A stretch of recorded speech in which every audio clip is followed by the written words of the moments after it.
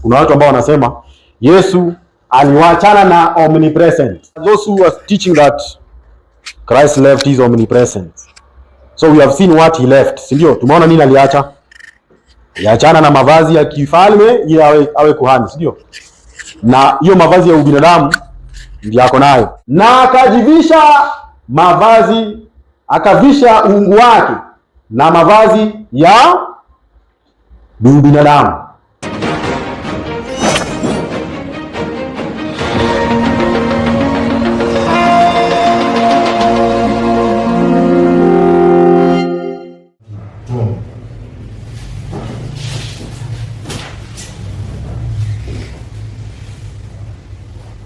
Baba yetu, tunakushukuru uwepo wako.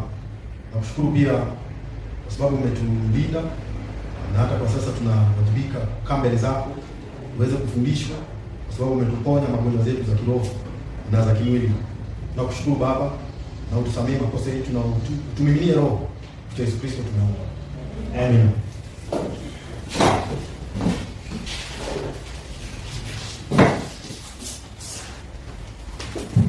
Yohana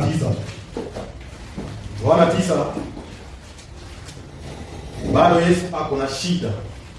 Na shida ambayo Wayahudi walijitakia ni kwamba Yesu ni nani?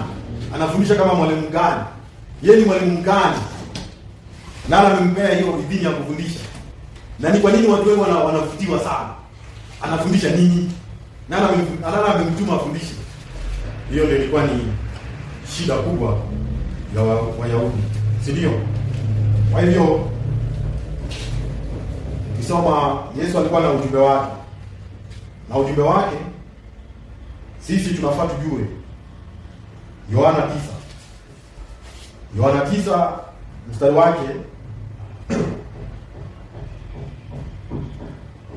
ni 35 na 36. John chapter 9 verses 35 and verses 36. The greatest problem with the Jews was that who is Jesus? Who has sent Jesus? What is the work he's doing? Who gave him authority to do that kind of work? Sindio? Yesu ni nani? Hiyo ndio swali kwetu. Yesu ni nani? Yesu ni nani? Inasema Yohana 9 mstari wa 35.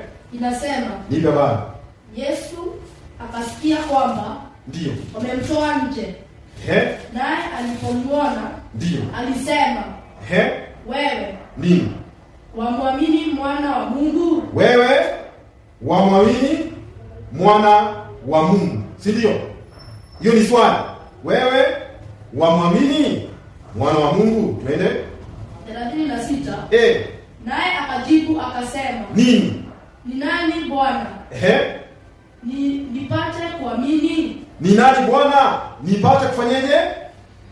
Kuamini. Swali ni, je, wajua mwana wa Mungu? Huyo ni Yesu sasa anauliza kwa Sabato. Ninyi wa Sabato, mnajua Mungu ako na mwanake. Seventh Adventist, do you know that God has his son? Wa Sabato watajibu aje? Hapana. Wewe nataka mnipe jibu moja ni wa Sabato watasema. Wa Sabato Yesu ni nani? Wa Sabato ndio wa sasa. Wanasema Yesu ni Mungu mwana. Wanasema Yesu ni Mungu mwana. Kwa hivyo yeye ni Mungu kivyake, walisikizana awe mwana bandia. Mwana aliyewekwa awe mwana. Therefore we are seeing this young man who was blind from his birth, verse 1. And Jesus passed by, he saw a man which was blind from his birth. Kwa hivyo huyu jamaa alishuhudiwa na kila mtu, yeye ni kipofu, si ndio? Yeah. Tunatoka John chapter 9, tunaenda mpaka John chapter 10. Uone kwa nini maswali yako John chapter 10. Maswali ambayo yako pale ni maswali yalianzia hapa. Ujumbe wa Yesu ni mwana wa Mungu. Yesu akamuuliza aje pia? Je, wamjua? 35.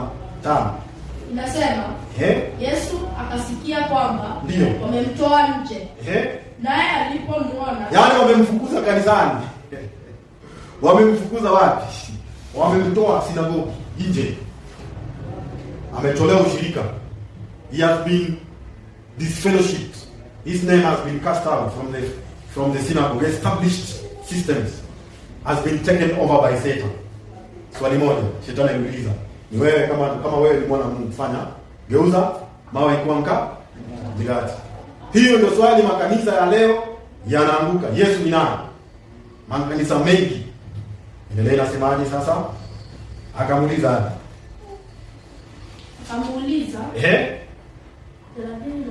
Akamuuliza, wewe wamwamini mwana wa Mungu? 36. Ndio. Naye akajibu akasema, ni nani Bwana? Ndio. Nipate kuamini? 37. Yesu akamwambia, umemwona. Muona. Kuna watu ambao wakiambiwa roho atakuja. Roho ama nitantu.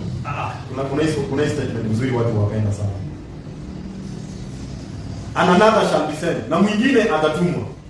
Sasa hapa tunaona statement Yesu anatumia akisema wewe wajua mwana wa Mungu. Anaongea kana kwamba analipiga ripoti, si ndio? Anatoa ripoti kuhusu mwingine. Sasa sikio statement nyingine anasema nawe umemwona. Umemwona ama unamwona? Kiswahili kizungumkuti. Hata watu wa Kiingereza wanasema ni Trinity sasa. Huyo ni Mungu mwingine anaashiriwa pale. You have seen him. Hapa inasema kwa Kiingereza, thou hast both seen him and it is he that kabla tufika hapo. Thou have both seen him. Wewe umemwona. Si Mungu mwingine, ni huyo mwenye anaongea huyo. Mbona anasema ni mimi unaniona? Kwa sababu Yesu anaongea lugha ya manabii, si ndio? Yesu anaongea lugha ya manabii kuashiria kitu kingine. Kwa hali ya hali ya fiche. Hali ya fiche ndio Yesu anatumia. Ni namna ya mafundisho ya Yesu. Kwa hivyo kama wewe si kondoo wa Yesu, hauwezi sikia sauti, hauwezi jua sauti ya Yesu ama hauwezi jua vile anafundisha. Wezi. Sasa maliza. Akasema umemwona? Nawe umemwona? Naye anayesema ndio? Nawe ndiye. Naye anayesema nawe ndiye. Hiyo ndio Kiswahili kizungumkuti. Kiswahili ambacho watu wanafaa kujua.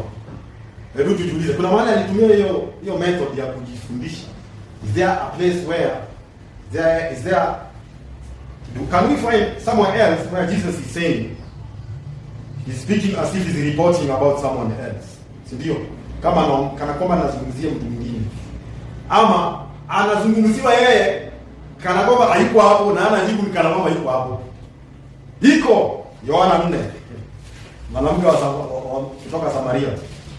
Mwanaume huyu wa Samaria anamwambia Yesu, tunajua Kristo atakapokuja atafanya hii na atafanya hivi. Mstari wake ni 25 na 26. Yesu anaongea kwa namna ya kutoa ripoti. Naye atakapokuja, naye ambao unaongea naye ni yeye. Bwana, walikuwa watu wawili wanaongea naye.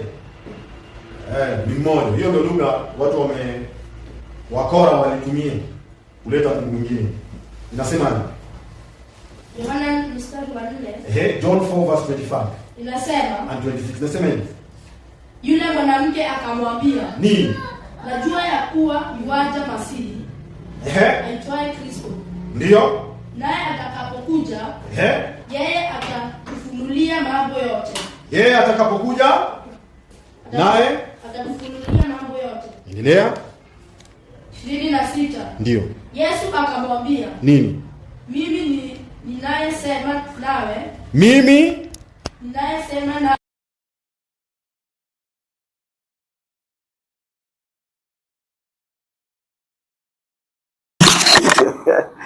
Tunaelewa? Kwa hivyo Yesu anaposema, Yesu anaongea kwa lugha ya mafumbo akijibu. Lakini wenye anaongea na wao wanajua ni yeye. Sasa kazi iko kwao kutambua ni yeye. Hiyo kazi Yesu hajatufanyia. Kazi ya kutambua Yesu ni yeye mwenyewe, ama Yesu ni mwana wa Mungu. Hiyo kazi ya kutambua ni mwana wa Mungu ni juu yako. Sasa wacha Roho akufunulie mengi. Kwa hivyo tunaona Yesu anasema yule unayezungumza naye ni yeye, ndiye yeye, si ndio? Kwa hivyo hapo Yohana 9, sasa 9. Yohana 9, kwa sababu ya fundisho hiyo ya Yesu ni mwana wa Mungu imekataliwa, basi watabaki vipofu, si ndio? Inasemaje? Mstari wake ni 39. Yohana 9:39. Nasema. Ni habari. Yesu akasema, nini? Mimi nimekuja ulimwenguni. Kwa kuhukumu. Ndio. Ili wao wasioona waone. Na wanaoona ndio wawe vipofu. Asante. Na ni ujumbe gani nafanya watu wawe vipofu? Ni nani? Mwana wa Mungu. Utakuwa kipofu kama uoni hiyo, wewe ni kipofu. Laodikia ni kipofu. Unafungua kitabu moja hapa inaitwa CET 246. Kama uko na quotation CET, kama una hiyo, ni kitabu ambacho inaitwa Christian Experience and Teachings of Ellen G. White. CET, Christian Experience and Teachings, CET 246.1. The Incarnation. Sasa hiyo jina incarnation, hii jina incarnation, incarnation, hii ni process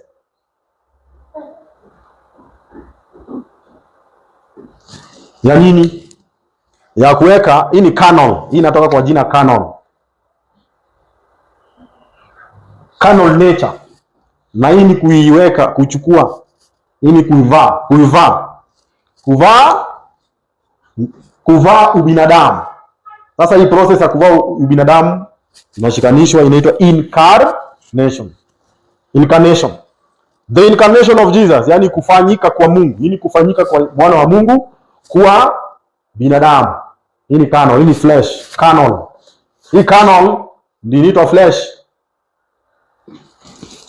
The canon nature tunaipata pale kwa Romans 8 verse 6. Nasema kuwa ndani ya ubinadamu ni kuwa adui wa Mungu. Sasa Yesu amechukua uadui wa Mungu, akapita shida, akaingia katika mateso, ili binadamu ambaye amechukiwa, ambaye ako katika hali ya uwazi, apate njia ya wokovu. Hii kama hujui, wewe ni kipofu katika njia. Kipofu si anajulikana wakati wa njia, wakati wa kutembea katika njia. Kwa hivyo njia ni dini. CET 246.1 inasema kwamba the incarnation of Jesus Christ, the divine son. Hapa the divine son kufanywa binadamu.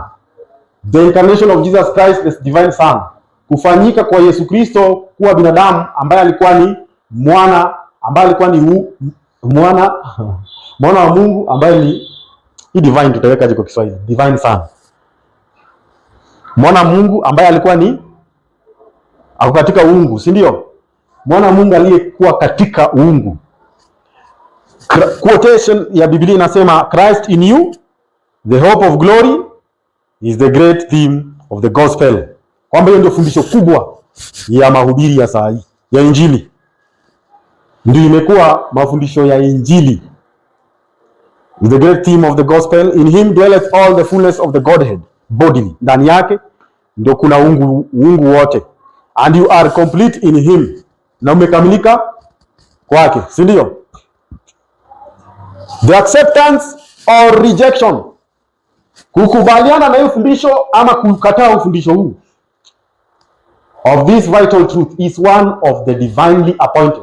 Kwamba hii ndio imewekwa, hiyo ndio mikakati ambayo mbingu imeweka, uungu imeweka, ujaribu yeyote ambaye ana madai kwamba ako na roho ya unabii, gift of spirit of prophecy. Haya, tuangalie Yesu, kitabu ya Ufunuo 12 mstari wake ni wa 5. Mafungo ambayo watu wamepuuza kuelewa Yesu ako na uungu na yeye ndio mwana wa Mungu katika uungu. Ndio huyo mwana wa Mungu huyo akachukua mwili wa binadamu. Hakuna kitu kingine. Sawa? Ufunuo 12:5 inasemaje? Inasema naye akazaa mtoto mwanaume. Naye akazaa mtoto mwanamume. Yeye atakayechunga mataifa yote. Ndio. Kwa fimbo ya chuma. Na mtoto wake. Ndio. Akanyakuliwa hata kwa Mungu. Rudia, mtoto wake akanyakuliwa hata kwa Mungu. Na kwa kiti chake cha enzi. Na kwa kiti chake cha enzi. Uko na King James hapo? Fungua King James usikie. Unafungua 1SM 252.2. 1SM 252.2. It is showing us clearly that Christ is a divine son. A divine son. Si ndio? A divine son. Hili andikwa mwaka 1898. Point 1 na point 2. After the fall of man. After the fall of man. Bado mnaiona clearly kweli? Iko sawa? Sasa niongeze hivi kidogo. Hata mimi nione. After the fall of man, Satan declared that human beings were proved to be incapable of keeping the law of God. Baada ya kuanguka kwa shetani kuanguka kwa binadamu. Shetani aliweka madai kwamba binadamu hawezi ishika ama kuiweka hiyo sheria yake, si ndio? Sheria ya Mungu. Kwamba binadamu amepoteza nguvu, hana nguvu ya kuishika sheria ya Mungu. Kama saa hii wengi wanafundisha hiyo. Fundisha shetani baada ya kuanguka kwa binadamu. And he sought to carry the universe with him in this belief. Akaweka madai kwamba dunia mzima lazima pia iamini hivyo. Ndio. Satan's words appear to be true. And Christ came. Sasa hapa ndo tungefaa kushika. Na Yesu akaja. And Christ came. Hapa. Na Yesu alikuja kufanyaje? Kufunua adui jinsi ameji kuunmask, si ndio? Hata niwazumia hawa jamaa. Unmasking the enemy. Kuunmask. Alikuja kuunmask hiyo fundisho. Ni uongo. The majesty of heaven. Majesty of heaven one ni nani? Haya tuendelee. The majesty of heaven undertook. Unajua kuna watu ambao wana shida. Hawaelewi Christ being equal with the Father, hawaelewi. Equal with the Father, title za Father ni ya the Son. Kwa hivyo ukisikia the Son anaitwa Yehova, unajua hiyo ni title ya nani? Ya babake. Sikia. The majesty of heaven undertook the cause of man. And with the same facilities that man may obtain. Kwamba shujaa wa mbingu alichukua sehemu ya binadamu ili aweze kwa hiyo namna aweze kumwokoa. That man may obtain withstood the temptation of Satan as man must withstand them. Ili aweze kusimama ashinde nguvu za shetani. This was the only way in which fallen man could become a partaker. Hii ndio ilikuwa ni njia moja mwafaka ambayo binadamu angepokelezwa Mungu, divine nature. Mungu, mwana wa Mungu mwenyewe alishuka ili atupee divine nature. Na anatupea kupitia nini? Roho Mtakatifu ambao ni roho yake. In taking human nature. Sasa hii ni fundisho watu wamekataa kujua na wamekataa kufundisha. Kwamba Yesu amechukua ubinadamu na yeye alikuwa na uungu 100% uungu. Yesu alikuwa na uungu. Kwa hivyo uungu ilichukua ubinadamu. Sasa watu wengine wakasema uungu haingeenda kila mahali. Uungu haingejua chochote. Kwa hivyo Mungu alimpea Yesu msaidizi. Yaani wanageuza Baba alipea Yesu msaidizi badala kuona kwa uhakika Yesu ndiye anakamilisha hiyo kazi alianzisha. Sasa Mungu, kwanza hata Biblia inasema Mungu anapea Yesu msaidizi. Nani alikuwa anapewa msaidizi? Biblia inasema nani anapewa msaidizi? 16 Yohana. 16 Yohana mstari wake ni wa 7 pekee. Au tuendelee na ile Kiingereza, si ndio? Tuisome. 16 Yohana mstari wake ni wa 7. Hizi ni points ambazo sisi tunafaa tumezishika katika ncha ya kidole. Sio tu katika ncha ya kidole, na tumeyashika katika mkono na katika kiganja. Asante hivyo. Sasa sikia. Inasemaje? Yohana mstari wa 16. Inasema. Sura 16 mstari 17, mstari wa 7. 16:7. Inasema. Yohana 16:7. Inasema. Lakini mimi nawaambia. Iliyo kweli, si ndio? Mimi nawaambia iliyo kweli. Yawafaa nyinyi. Mimi. Niondoke. Yafaa nyinyi mimi niondoke. Twende. Kwa maana mimi nisipoondoka huyo msaidizi hata kuja kwenu. Huyo msaidizi hata kuja kwenu, unaona? Sasa hiyo ni njia ya kutoa ripoti kuhusu mtu mwingine.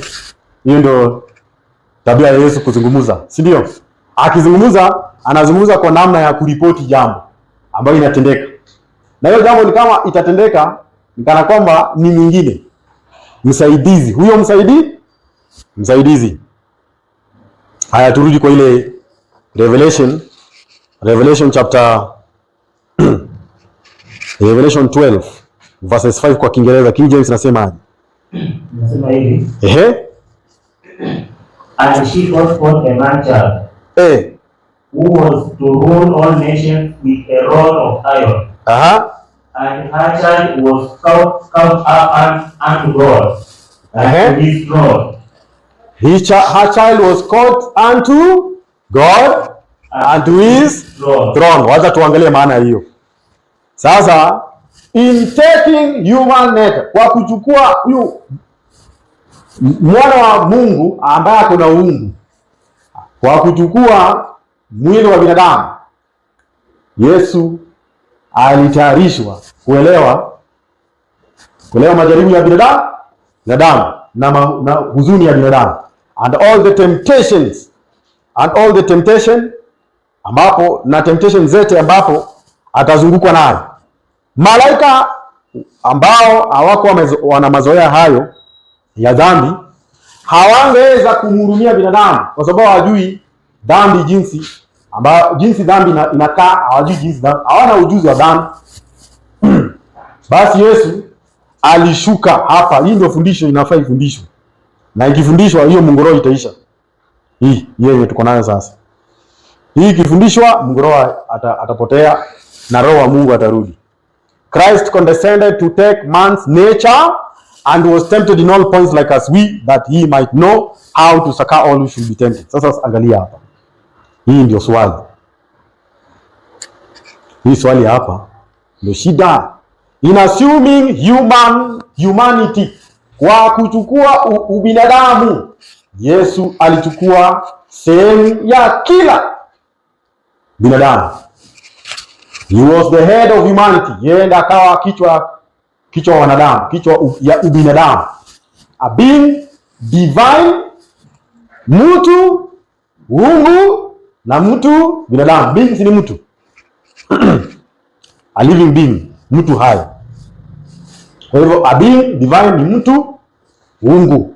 So hiyo ndio hata nilikuwa natafuta. The divine son. Mtoto Mungu. Tutasema tu hivyo. Haya, divine son. Sasa mtu Mungu na mtu binadamu with his long human arm, kwa mkono wake wa uungu ambao ni mrefu, akazunguka kila wanadamu ili na mkono wake wa uungu mkono wake wa ubinadamu umezunguka kila wanadamu, na mkono wake wa uungu umezunguka nani? kiti chake cha enzi. Sasa nikuulize, mkono wa Yesu inaweza kuwa tena ndefu ishike kila mtu na kuna Mungu Roho. Kwa hiyo ni Roho wa Mungu ambaye ni roho ya Yesu. Hatuwezi kuwa na roho mbili. Sawa? Ni mkono, roho, mkono. Tuende kwa kitabu ya Luka. Luka 12. Yesu anafanya miujiza ya kuponya na wanafunzi wake wanashuhudia. Kwa hivyo wakifanya kazi na Yesu anashuhudia, basi kuna ujumbe iko hapo. Yesu alisema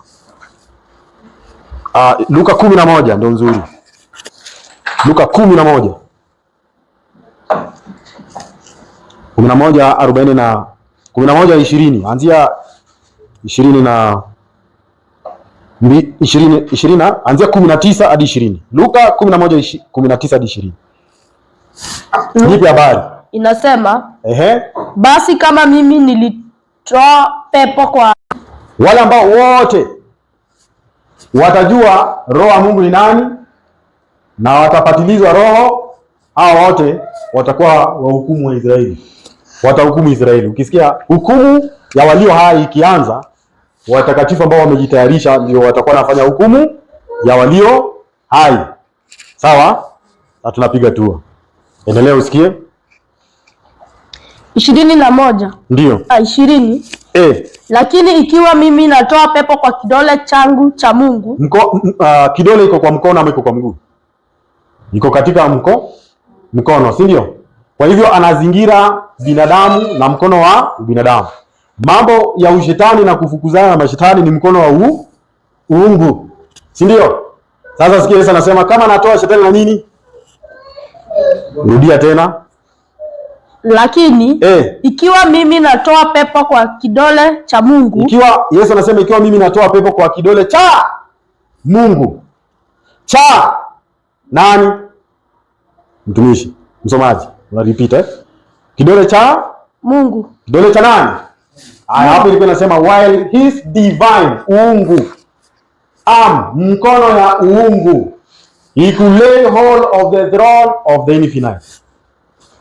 Sawa. Sasa kwa ufupi anatoa shetani akitumia nini? Twende kwa Mathayo 12:30, anzia tu 30. Inasema, ndio, mtu asiwe pamoja nami yu kinyume changu. Mtu asiye pamoja nami yu kinyume changu. Na mtu asiyekusanya pamoja nami hutapanya. Alafu maliza soma hiyo nyingine 31. Inasema, ndio, kwa sababu hiyo nawaambia nini? Kila dhambi na kila neno la kukufuru watasamehewa wanadamu, ila kwa kumkufuru Roho hawatasamehewa. Sasa kusema Roho ni shetani au samehewi. Mstari wa 27 26 ndio usauone. Inasema, ndio, na shetani akimtoa shetani amefitinika juu ya nafsi yake. Basi ufalme wa shetani utasimamaje? Kama wanatoana hao wenyewe kwa wenyewe. Endelea. 27 Mathayo 12. Twende. Inasema, ndio, na mimi nitatoa pepo kwa Beelzebuli. Na mimi nikitoa pepo kwa Beelzebuli. Je, wana wenu watoto wenu huwatoa kwa nani? Wanatumia nani? Twende. Kwa sababu hiyo hao ndio watakao wahukumu. Mstari wa 28. Nipe habari. Lakini mimi Yesu mwana wa Mungu anasema nikitoa pepo kwa Roho wa Mungu. Akitoa pepo kwa nani? Kwa Roho wa Mungu. Na kule kingine alisema anatoa pepo kwa kidole cha Mungu. Unaona? Kwa hivyo Roho wa Mungu ni kidole cha Mungu, si ndio? Kwa hivyo Na nauliza swali. Mungu anaandika sheria zake kwa akili zetu, sawa? Anatumia nini? Kidole chake, si ndio? Na maandiko inasema ataandika kupitia roho wake. Sisi ni barua ambazo zimeandikwa na nini? Kalamu za wino. Imeandikwa na nini? Roho, si ndio? Imeandikwa na roho. Sawa, sasa tunapiga hatua. Tumeona Yesu anasema yeye yeye ni mwana wa Mungu, na ukiamini mwana wa Mungu, huyo ndio yeye. Hiyo ndio lugha ambayo tumeona Yesu anatumia kila wakati. Tuangalie quotation ya pili. Sasa jinsi Yesu alishuka. Yesu alishukaje? Si ndio? 2:23, 1 SM 2:23. Ni hapa tu. 1 SM 2:23. Naona hapo 1 SM 2:23 paragraph 2. Inasema hivi. 1 SM 2:23 inaanza penye inasema Christ in the courts of heaven. Wakati kabla binadamu waanguke sasa. Christ in the courts of heaven, akiwa pale mbinguni sasa, kabla akuje hapa duniani azaliwe, achukue ubinadamu. Christ in the courts of heaven had known that the time will come when the power of Satan must be met and conquered. Yes, shetani alikuwa ameleta nataka uitoe uweke hivi. Shetani baada ya kukataa kwamba binadamu hawezi ishika sheria ya Mungu, Yesu alijua kwamba wakati umefika wa kwenda kuvunja nguvu za shetani. If the human race was ever to be saved from his dominion, ili binadamu aokolewe, si ndio? Kutokana na milki ya shetani. Binadamu atolewe kwa milki ya shetani. Nani anamtoa? Yesu Kristo. And when that time came, the Son of God, wakati huo ulifika, mwana wa Mungu aliweka laid off his kingly crown. Yesu aliwacha kuanza kuwa kila mahali. He laid off his omniscient. Imesema hivyo. Imesema Jesus the Son of God laid off his omniscient power. Amelay off nini? Kingly crown. Kwamba mwana wa Mungu aliweka kando. Inaitwaje? Hiyo crown ya mfalme yenye anaweka kwa kichwa. Taji. Aliweka taji yake la kifalme kando. Sio ati Yesu aliwacha kuwa mwana wa Mungu. Sio ati Yesu aliwacha kuwa kila mahali. Kuna watu waliibwa na wanafaa jitafutie njia warudi. Haya, nini tena labda iko huko kwingine. Mtu angalie. And royal robe. Mavazi ya kifalme ya royal. Wafalme wao wanakuwa katika sehemu ya royalty, si ndio? Kuna watu wanaambiwa kwamba Yesu aliwacha kuwa kila mahali. Na hii ndio maana kitu ambacho aliacha ni mavazi ya kifalme na taji la kifalme, si ndio? Lazima nasemaje? Akachukua nguo ya ubinadamu hapa, and clothing his divinity, na anapofunika uungu wake kutumia ubinadamu, alikuja duniani kukutana na mwakilishaji wa nini? Wa maovu, evil, wa maovu, si ndio? And to conquer him, na kumshinda, in order to become the advocate, ili awe ndio muombezi wa binadamu mbele cha kiti cha Baba, ama mbele ya Baba. Mwokozi lazima angeishi maisha ya binadamu, wa kila binadamu, si ndio? Sasa angalia, the Savior will live his life on earth as every human being must, accepting its adversity, wa kukubali mateso yake yote, mateso ya dunia na maangamizi ya dunia na majaribu zote za dunia. Akazaliwa kama mtoto mchanga Bethlehem. He will become one with race. Atakuwa umoja na kizazi hiki ya dunia, si ndio? Sasa mpaka hapo najua tunaona Yesu alitoka mbinguni akiwa yeye ni mwana wa Mungu halisi, si ndio? Kwa hivyo wanasema 243.3 inasema hivi, in consenting to become man, kwa kukubali kuwa binadamu. Yaani Yesu alikubali awe nani? Binadamu, si ndio? Kwa kukubali kuchukua ubinadamu, kwa kukubali kuchukua ubinadamu. Tushajua kubecome man, kuchukua ubinadamu. Yesu humility, Christ manifested in consenting to become man. Christ manifested a humility that is the marvel of the heavenly intelligences. Kwamba kwa kukubali kuchukua ubinadamu, Kristo alidhihirisha unyenyekevu ambayo mbingu zinashangaa. Katika huo tabia, the act of consenting to be a man will be no humiliation were it not for the fact of Christ exalted position. Kwamba unyenyekevu huo haingekuwa ni ya kishindo, lakini imekuwa kwa kishindo kwa sababu yule ambaye ameinuka zaidi mbinguni, huyo ambaye ameinuka zaidi anaenda kuchukua ubinadamu. Tamani sio kuchukua uungu, kuchukua ubinadamu.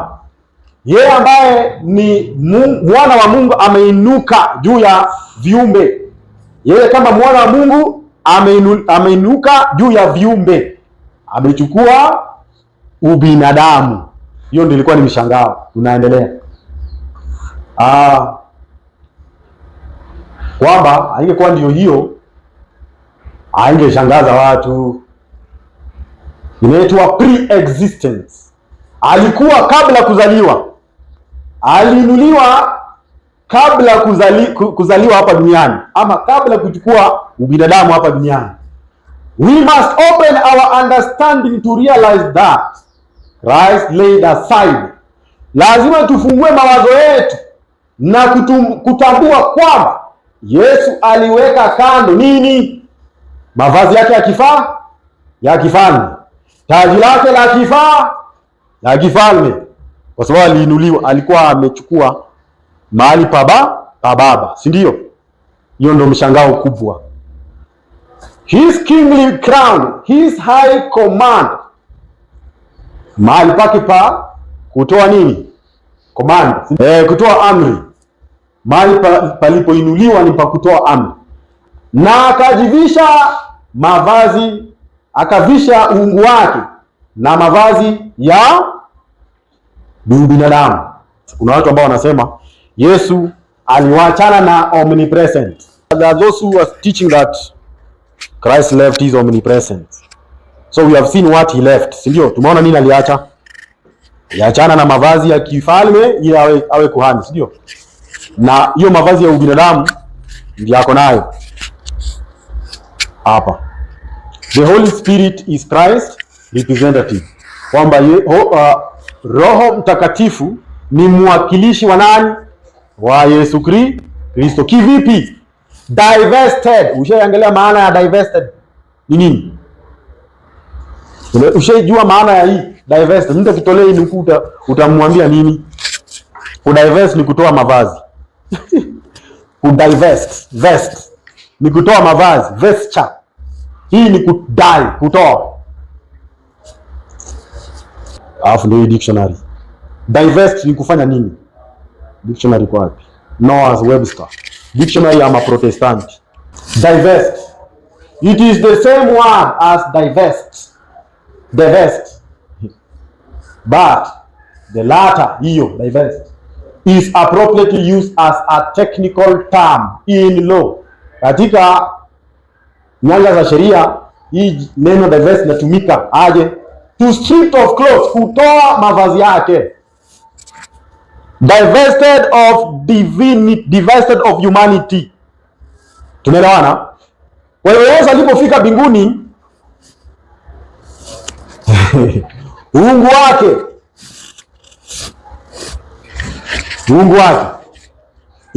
iliruhusiwa sasa kufanya aje? Kuachana na ubinadamu na yende itukuzwe. Sikia, to strip off clothes, arms or equipage. Ani mtu ako na mavazi ya vita, kutoa hizo vita, kutoa mavazi na ama kutoa vitu vya vita. Opposed to invest. Divest ni opposite ya kuinvest, ndio? Kwa hivyo tunaweza sema Yesu mwana wa Mungu ali-invest kwa mavazi ya binadamu. Kuenda mbinguni akadivest. Sasa tuende kwa quotation. The Holy Spirit is Christ's representative but divested. Imetolewa mavazi ya ubinadamu. Ya ubinadamu. Personality ni utu wa binadamu. Holy Spirit akikuja anakuja bila utu wa binadamu. Ngoja tulia. And independent thereof. Na ye hayuko na nitwaje? Hayuko na connection ama tunasema aje? Independent thereof. Hayuko na connection na ubinadamu. Kama tena tu hii ni kuhusu Yesu hii. Divested. Ya pili inaendelea sasa kusitiza. Hii ni topic sentence. Hii unapewa kitu ambao unafaa utangulizi ya sentensi ya paragraph. Sasa paragraph inaanza kufafanua ndani. Yesu wakati alikuwa amechoshwa na mwili wa ubinadamu, Yesu hangeweza kuwa kila mahali. Kwa hakika personally. Unanielewa? Therefore it was for their interest that he should go to the Father. Kwa hivyo ilikuwa ni kwa nini hao? Kwa uzuri wao, ili arudi kwa Baba, ili aende kwa Baba and send the Spirit to be his successor on earth. Tulia, usio na haraka. No one could then have any advantage because of his location. Kabla hapa hii divested, kabla awe divested, kabla wakati alikuwa na ubinadamu hangeweza kuwa, no one could then have any advantage because of his location. Binadamu anaweza kuwa kila mahali, binadamu anaweza sikia kila mtu, lakini uungu wa Yesu itasikia, si ndio? Ndio kwa sababu uungu wa Yesu liruhusiwa kuachilia ubinadamu. Mimi huwa naambia mke wangu kwamba Yesu wako hapa, tutembee na tukule mbele za Yesu. Na tunaenda kutoa nukuu baada ya nukuu. Shangae uone haya. Sasa wacha kuomba maombi. Yesu utakaporudi unaomba nikaa huko. Hiyo ndio imefanya Wasabato hawana nguvu kabisa. Hebu fungua Kumbukumbu la Torati, Deuteronomy 23 mstari wake ni 13. Ikiwa bwana harusi ako pamoja na mkewe ataanza kukesha akisumbukia kutafuta bwanake. Sasa hiyo ujumbe ukijua, wewe maombi yako inaenda tu hivi: Baba, tuna chakula, tufungulie milango. Inafunguka kwanza, bado naona madirisha zinatoa chakula. Hiyo ni mafumbo, siani hazitamagika. Kwa hivyo inasemaje? Soma Kumbukumbu la Torati 23:13. Deuteronomy 23 verses 13 and 14. Uungu wa Yesu iliruhusiwa iondoke kwa mwili. Aache sasa kubehave kama binadamu. Anza kubehave tena sasa kama mwana wa Mungu. Inasemaje?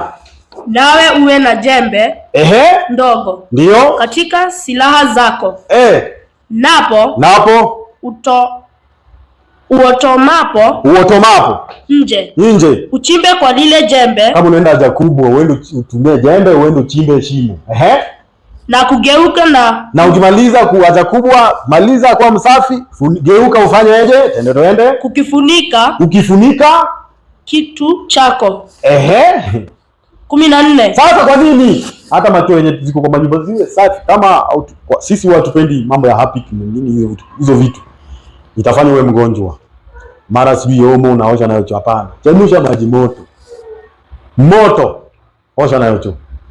Kwa safi ni kama umeosha na jik. Hiyo utaambiwa anza kuwa mgonjwa nini, sijui homa, kichwa nauma, magonjwa za hii dunia zinatengenezwa zote. Uishi tu vizuri, hautaigonjeka.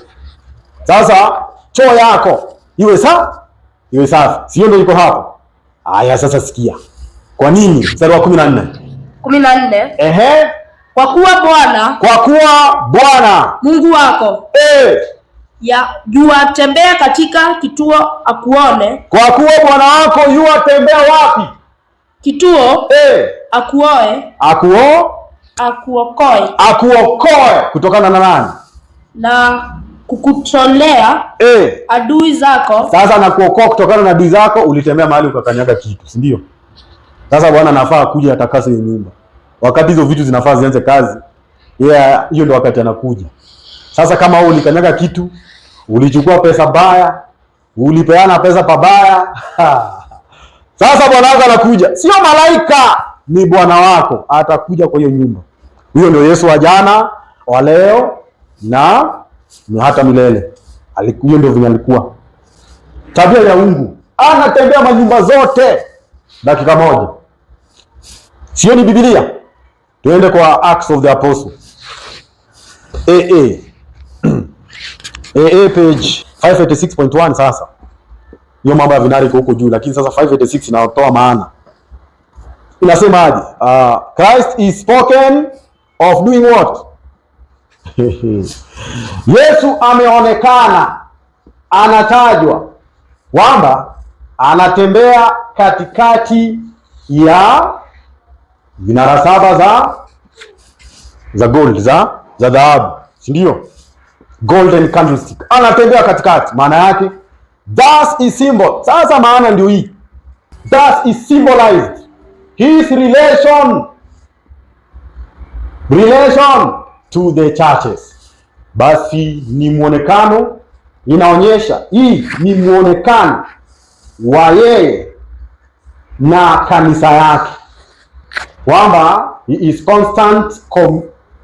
in constant communication, kwamba ako katika communication, ni mawasiliano wa kila mara na watu wake. Anawajua. Unajua malaika kuleta ripoti, hiyo ni tofauti na Yesu kukuja na kukuona. Unajua aje? Soma hiyo next. Nasoma aje? He is in constant, wachana na hiyo. Sasa he observes their order. Yesu anakuja kwa nyumba, anaona yeye baba anaheshimika kweli. Anaangalia mama, anaangalia mama, anaona kuna heshima kweli. Angalia baba, kuna mapenzi kweli hapa, ama umechoka kupenda. Anaangalia watoto, na watoto mnaona heshima na mapenzi ama mnaona nini? Na nyinyi watoto mnajifunza nini? Order. Their piety. Anaangalia jinsi wako na ukakamavu katika hali ya kiroho. Wanaomba pamoja ama haombi pamoja. Kila mtu na shughuli yake. Hii piety ni utakatifu. Their devotion, jinsi wanamkumbuka Bwana wao hata wakiwa barabarani wakizungumza. Ama mtu akikupigia hadithi vile alipelekwa kwa mganga, wewe unanyamaza ukicheka na unaendelea kumcheka. Ama utasimama wima na umfundishe. Wewe uko na majukumu. He observes. Si hajasema hapa anatuma malaika. Inasema ako katikati hapa, anatazama mwenendo wetu. Order. Si sawa? Ni chapter 57, inaitwa The Revelation, Ufunuo. Hii kitabu kitaka tunakutolea. Sasa kwa hivyo napenda kuachia mpaka hapa. Ama niendelee nimalize usikie kwa nini anakuja kuwatazama. Sio nimepita wakati. sio kuwatesa ama kuwachuna nini, sio kuadhibisha ama viboko. Yesu anakuja kuwatia nguvu. Sasa sikia, hiyo uchovu uko nayo, hiyo anajua kwa nini anakuja kukutazama. Although sasa sikia jinsi Yesu anapatikana mbinguni huko na anapatikana hapa duniani. Anapatikana aje? Sikia, although he is high priest, ingawa yeye ni kuhani mkuu na mwombezi, wapi? Ndani ya hekalu iliyo wapi? Juu, iliyo mbinguni juu. Yet he is represented, ila anamuonekana represented, anawakilishwa, represented as, anaonyeshwa kana kwamba anatembea juu na chini katikati ya kanisa yake yote hapa duniani. Kwa nini anatembea kwa makanisa yake? With untiring wakefulness. Yeye halali na achoki, kwa sababu yeye halali na achoki, na anawapokeza and unremitting, na yeye mwenyewe ni mchungaji ambaye hababaiki ama afanyeje? He watches, anatazama ili kuona kwamba taa ya yeyote ya watumishi wake inaungua na sio dim. Sawa? Ama inaenda nje, anawatazama. Kama kuna mmoja alafu hapa sasa hii najua mmeelewa. Hapa kama mmoja anachoka, anatiwa nguvu. Mmoja kama taa yake inaenda kuzima, anakuja kuiwasha. Hiyo ndo kazi ya Yesu. Sio malaika. Roho. Tumemuita roho, si ndio? Uungu wake ndio hii. Kama makanisa vingewachwa kwa mkono wa ubinadamu kwa mkono wa ubinadamu, ile taa ambayo inayeyuka itaanguka na ikufe. Lazima iwe ni uungu. But he is the true watchman in the Lord's house. Yeye ndiye mchungaji wa kweli katika nyumba ya Bwana. The true warden of the temple of God. Yeye ndio mlinzi wa hekalu la Bwana.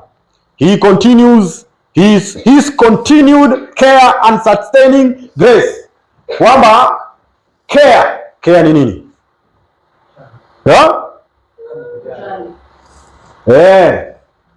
Kwa kuendelea kwa kujali kwake na kwa inaitwaje?